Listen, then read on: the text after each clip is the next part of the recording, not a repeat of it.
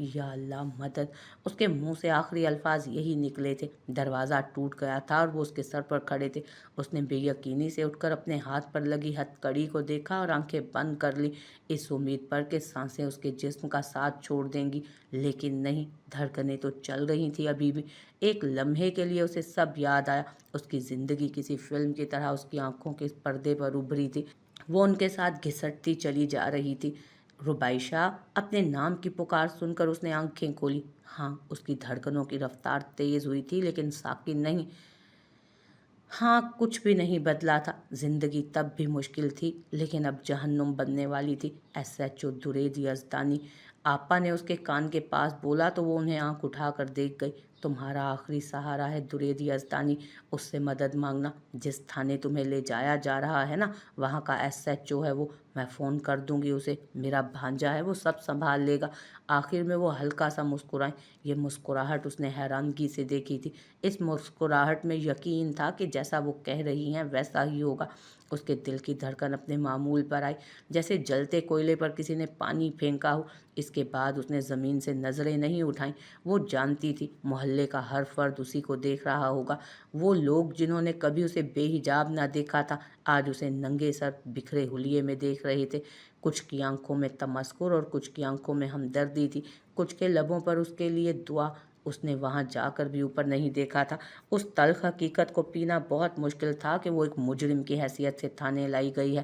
اسے lock up میں بند کر دیا گیا۔ وہ ایک کونے میں دبک کر بیٹھ گئی تھی اور آنکھیں بند کر لیں۔ آنکھوں نے بند ہوتے ہی اس کی روح کو سکون پہنچایا، جیسے کسی سفر سے تھک کر آئی ہوں۔ یا رب، میری مدد کر! اس کے دل سے پھر پکار اٹھی۔ رات کے 8 بجے اسے اپنے نام کی پکار سنائی دی۔ اس کا دل ایک بار پھر دھڑکا۔ اس کی قسمت کا فیصلہ ہونے والا تھا۔ کیا نام ہے اس کا؟ اس مرد کی آواز گونجی۔ ربیشہ حق۔ اوکے، میرے کیبن میں بھیجو اسے۔ اس نے آخری آواز اس کی سنی اور پھر اس شخص نے اسے اس کیبن میں پہنچا دیا۔ باسط اور درید کی دوستی دن بدن گہری ہوتی جا رہی تھی۔ ایک دوسرے کے گھر آنا اب عام سی بات تھی، لیکن باسط کی طبیعت کافی ریزرو سی تھی۔ وہ زیادہ لوگوں کے ہجوم اور ان میں اٹھنا بیٹھنا پسند نہیں کرتا تھا۔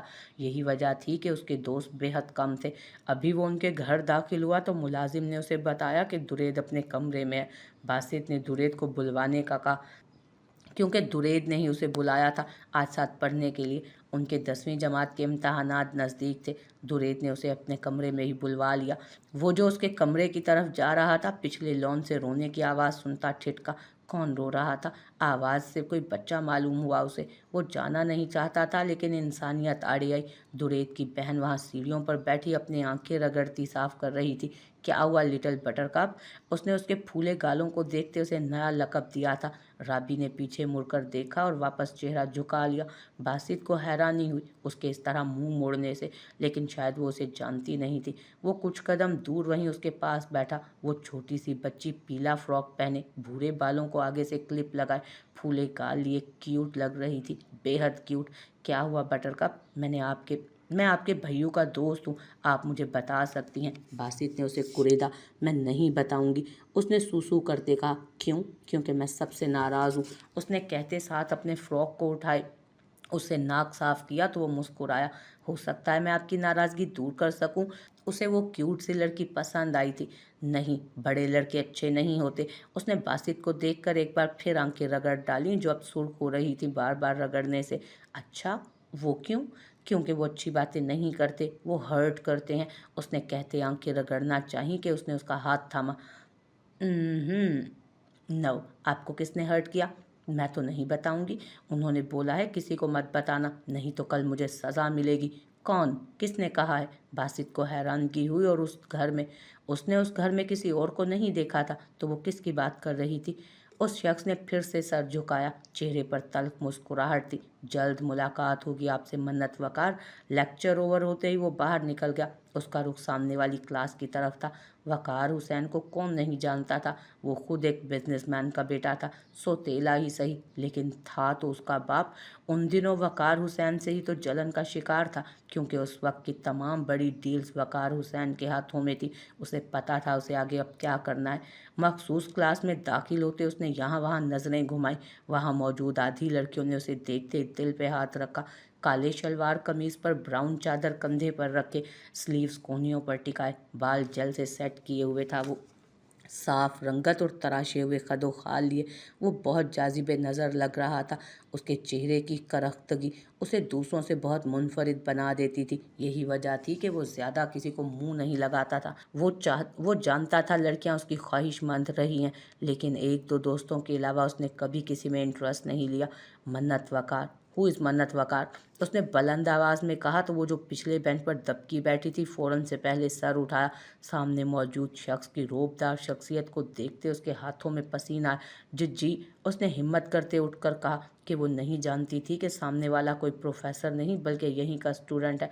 आपको प्रिंसिपल ऑफिस में बुलवाया गया है, गो नाउ, उसने सीरियस से अंदाज में कहा और बाहर निकल गया।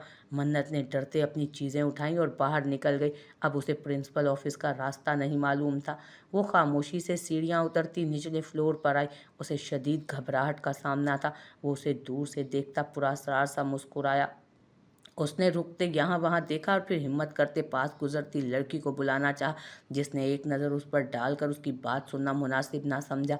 उसने कुछ दूर खड़े कासिम दिलावर को देखा, जिसने उसे उसकी क्लास का बताया था। शायद उसे कोई गलत फहमी हुई थी कि उसने उसे कोई गलत क्लास बताई थी, लेकिन साथ ही उसकी क्लास थी, उसे ज़्यादा मुश्किल ना हुई थी। इसीलिए वो कासिम दिलावर से दोबारा मदद लेने की गरज से आगे बढ़ी। सुने, उसने धीमी आवाज़ में कहा तो वो फ़ौरन उसकी तरफ मुतवज्जो हुआ। वो जो तब से उसे ख्वार होता देख मुस्कुरा रहा था, उसकी मुस्कुराहट सिमटी। वो सीधा हुआ। प्रिंसिपल ऑफिस कहाँ है? उसने आंखें झुकाए कासिम दिलावर से पूछा। कासिम का चेहरा पल में रोशन हुआ। उसने ऊपर से लेकर नीचे तक उसका एक बार फिर जायजा लिया। ये नज़र दूर खड़ा वो बखूबी समझ रहा था कि कैसी थी। उसने सर झटका कि उसकी बला से। आओ मैं ले चलता हूँ, उसने कहा तो मन्नत सर हाँ में हिलाते उस पर तशक्कुर भरी नज़र डालती आगे बढ़ी। कासिम दिलावर ने पीछे चेहरा करते कुछ दूर खड़े अपने दोस्तों को देखते खबासत से आंख दबाई। अब वो उसे लिए बेसमेंट वाली तरफ आया। वहां आते ही मन्नत का दिल कुछ गलत होने के एहसास से धड़का था। ओफो मेरे सर, उसने सर पर हाथ मारते कहा। अब वो रोना भूल कर उससे बातों में मगन थी। उन्होंने कैसे हर्ट किया? क्या आपको मार पड़ी है सबक ना याद करने पर? उसने इस्तफसार किया। वो उसे कुछ बताने को तैयार नहीं थी तो वो थक कर उठ गया, लेकिन इससे पहले मुड़कर वापस जाता नज़र सीधा उसके बाजुओं से टकराई जो स्लीवलेस थे। ये कहाँ से चोट लगी? क्या आपने भैया को बताया? उसके बाजू पर लाल निशान देख वो रुका और उससे पूछने लगा। उसने यहाँ वहाँ देखा और फिर उसे इशारे से बैठने का कहा तो वो हैरान होता वापस बैठ गया। पहले वो कुछ बोल नहीं रही थी और अब उसे बैठने का कह रही थी। ये मुझे मेरे सर ने हर्ट किया है, लेकिन किसी को बताना मत, उन्होंने कहा है वो मुझे मारेंगे। उसने राजदारी से उसके करीब होते कहा। क्यों मारा है? क्या आपको सबक याद नहीं था? अब के बासित ने दिलचस्पी ली। उसने गर्दन को ना में हिलाया। वो ना कहते थे कि मैं उन्हें किसी दूं गाल पर, लेकिन मैंने भैयों के अलावा किसी से प्यार नहीं करती ना, तो किसी क्यों दूं किसी को? वो उन्होंने मुझे यहाँ से ज़ोर से पकड़ा और ये हो गया, उसने मासूमियत से कहते आंखें पटपटाई। वो जो दिलचस्पी से सुन रहा था अब ठिठका। वो क्यों किसी मांग रहे थे आपसे? 10वीं क्लास का बच्चा था वो, सब समझता था। पता नहीं, वो तो रोज़ कहते हैं। और पता है एक दिन उन्होंने ज़बरदस्ती मेरे गाल पर हल्का सा काटा भी था। बासित के माथे पर बल पड़े। वो कौन घटिया शख्स था जो ये सब कर रहा था? रूबी मेरी जान, ये कब हुआ? दुरेद बासित का इंतज़ार करता नीचे आया था, लेकिन यहाँ आकर वो उसकी आखिरी दो बातें सुन चुका था। बासित भी अपनी जगह से उठ खड़ा हुआ। भैयू ऐसा तो रोज़ होता है, अब आप किसी को मत बताना, उन्होंने मना किया था। उसके चेहरे पर खौफ के आसार वाजे थे। दुरेद यज़दानी के चेहरे पर सख्त तासुरात छा गए। उसने मुठ्ठियाँ भींची। ये पहली बार था कि उसे गुस्सा आ रहा था। उस 2 टके के मुलाजिम की इतनी हिम्मत! वो चिल्लाया तो रूबी सहम गई। दुरेद, बासित ने बोलते ही उसे राबी की तरफ देखने को कहा जो इतनी सी आवाज़ पर सहम गई थी। कासिम ने उसे देखा जो अब यहाँ वहाँ देख रही थी। यहाँ तो कुछ भी नहीं है। अब उसने अब कासिम को देखते हुए कहा तो वो अजीब से अंदाज में मुस्कुराया। हमारी यूनिवर्सिटी का रूल है कि हम हर फ्रेशर को बेसमेंट दिखाते हैं। यहाँ बैक डोर है, कोई मसला हो तो यहाँ से निकलना है तुम्हें। उसने बिना सोचे समझे अपनी फजूल सी हाँकी थी। उसने सिगरेट सुलगाते उसे देखा जो हसीन थी। उसने दुपट्टे से खुद को ढांपा हुआ था सारा। मुझे वापस जाना है, मन्नत ने डरते हुए कहा। ओके चलते हैं, लेकिन एक शर्त पर। कासिम दिलावर ने हंसते हुए कहा क्या? मन्नत को अब खौफ आ रहा था उससे। यही वजह थी कि उसका जिस्म लर्जा तारी कर चुका था खुद पर। ये पियो। उसने अपने लबों में दबाया, सिगरेट उसकी तरफ बढ़ाया। आखिर यही सब तो करता था वो, नौजवान नस्ल को इन सब पर लगाना। अभी उसने अपना पहला शिकारी ढूंढते यही किया था। मैं नहीं पीती सिगरेट। उसने सीढ़ियों पर काफ़ी लड़कियों को सिगरेट सुलगाते देखा था। तो अब पी लो, अच्छी होती है ये। दिलावर ने सिगरेट का एक कश उस पर छोड़ते कहा तो वो खांसती दूर हटी। सीढ़ियों पर किसी का साया देखते वो सिगरेट उसके हाथ में पकड़ा था, फौरन बैक डोर से निकला था। और मन्नत, वो तो सिगरेट और उसके धुएं के साथ वहाँ खड़ी रह गई। सामने उस शख्स को खड़ा देख उसमें उम्मीद जागी। यहाँ प्रिंसिपल ऑफिस नहीं है, मुझे मिल नहीं रहा। तुम सिगरेट पीती हो? ऑफ, उसने ड्रामाई अंदाज में कहा। नहीं तो ये मेरा नहीं है। तुम्हें यूनिवर्सिटी के रूल्स नहीं पता क्या? ये सब करना मना है यहाँ, उसने संजीदगी से कहा और उसके नज़दीक हुआ। मन्नत तो कुछ समझ ही नहीं पा रही थी कि उसके साथ हुआ क्या है।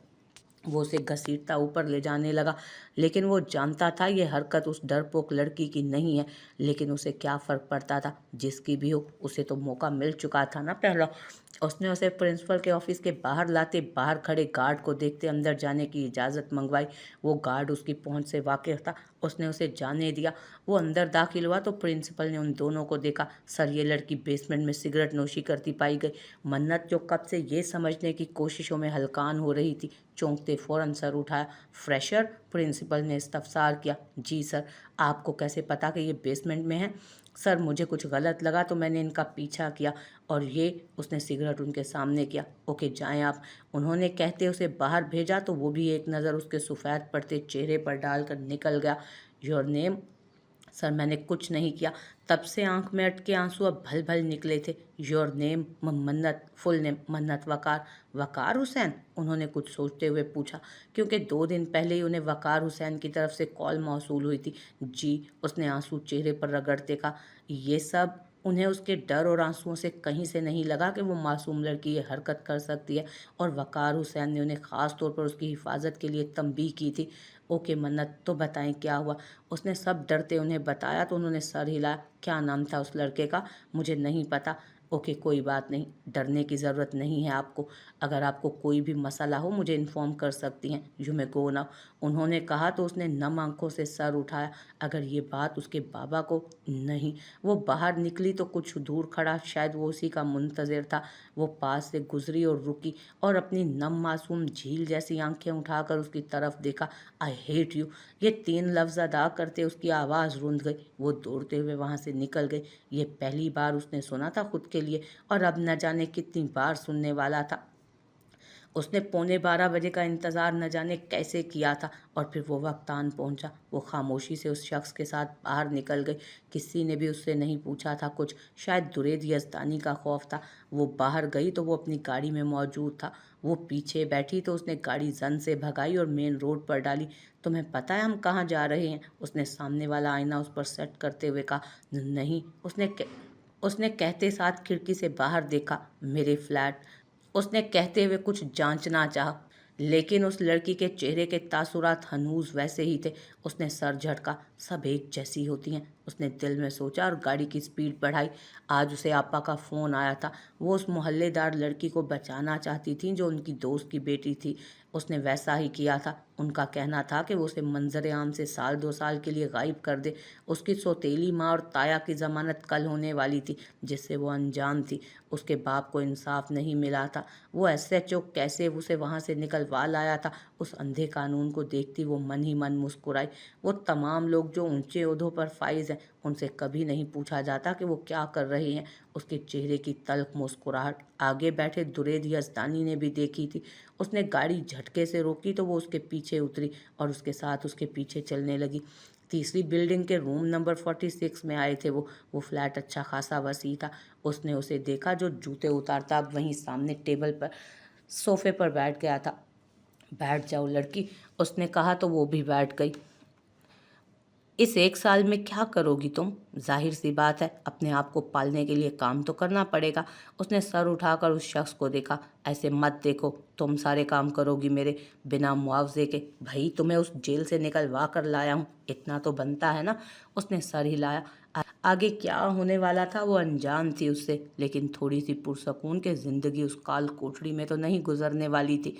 कहीं भी काम कर लूंगी, आप कोई जगह। इतने एहसान मैं एक साथ नहीं करता। एक कर दिया ना आज, वक्त के साथ हो सकता है आगे भी कर दूं। उसने जमाई लेते बेजारी से कहा, यहाँ मेरे कमरे के अलावा एक गेस्ट रूम है। अब वो तो मैं तुम्हें दे नहीं सकता। ये बाहर लाउंज है और एक स्टोर, जहाँ रहना है देख लो।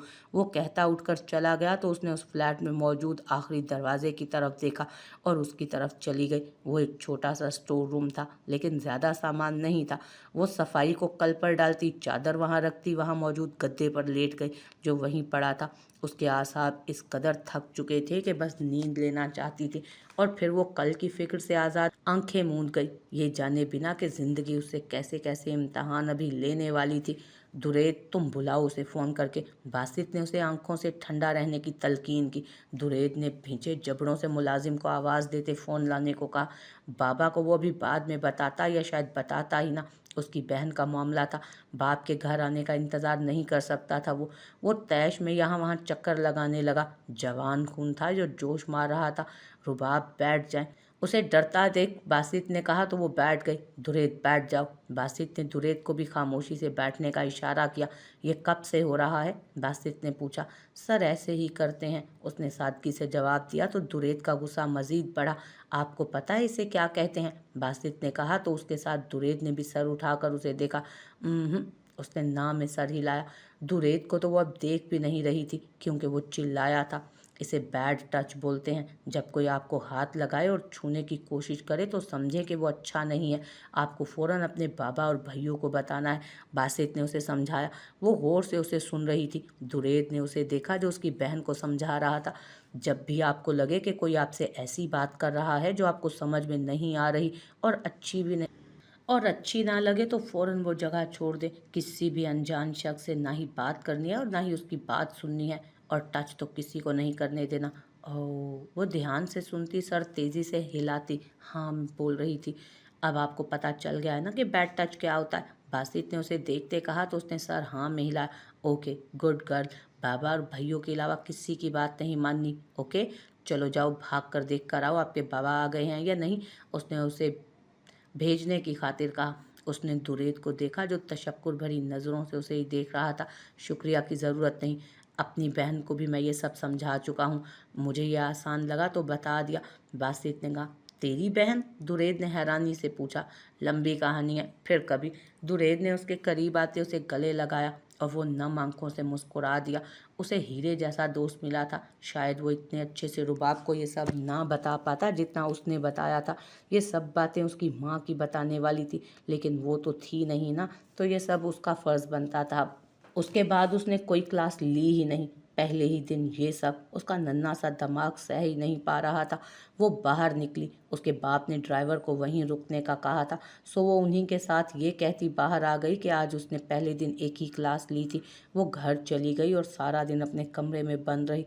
उसे नहीं जाना था वहाँ वापस, उस जगह जहाँ इतने गंदे लोग थे। तब रेज शाह ने उसे जाता देखा था। उसका दिल खाली था। उन सब के बाद वो कंधे उचकाता आगे बढ़ गया। फिर पूरा दिन उसे वो कहीं नज़र नहीं आई, शायद जा चुकी थी। डरपोक हिरनी, उसने पहला खिताब दे दिया था उसे। आज पहली मुलाकात उन दोनों की अच्छी तो हरगिज़ नहीं थी, शायद आगे भी नहीं होने वाली थी। उसने कभी ये फजूल की हरकतें इससे पहले नहीं की थी, लेकिन अब कर रहा था, एक ख़ास मकसद के तहत। वो घर आकर अपने कमरे में चला गया कि घर में भी उसकी कहाँ किसी से ज़्यादा बनती थी। शाम के खाने की मेज़ पर उसकी माँ और सौतेला बाप मौजूद थे। कब ख़त्म हो रहा है तुम्हारा आखिरी सेमेस्टर? उसके बाप ने मुंह में निवाला डालते हुए पूछा। 4 महीनों में, उसने बिना उनकी तरफ देखते हुए जवाब दिया। उसकी माँ फ़ोन पर मसरूफ़ थी खाने के साथ। वैसे भी उन्हें कहाँ किसी चीज़ में दिलचस्पी हुआ करती थी। इसके बाद बिजनेस में आओ, बहुत पैसा लगाया है तुम पर मैंने, ज़रा मुझे भी तो फ़ायदा पहुंचाओ कोई। जी डैड, जल्द ही। اس کا سوتیلا باپ اس کا آئیڈیل رہا تھا ہمیشہ سے، وہ انہی کی طرح کامیاب بننا چاہتا تھا۔ یہی وجہ تھی کہ ان کی ہر تلخ بات کو بنا کچھ کہے سہ جاتا۔ میں جلد ہی آپ کو فائدہ پہنچاؤں گا ڈیڈ، اس نے دل میں سوچتے فیصلہ کیا، جس پر اسے ابھی 4 مہینوں کام کرنا تھا۔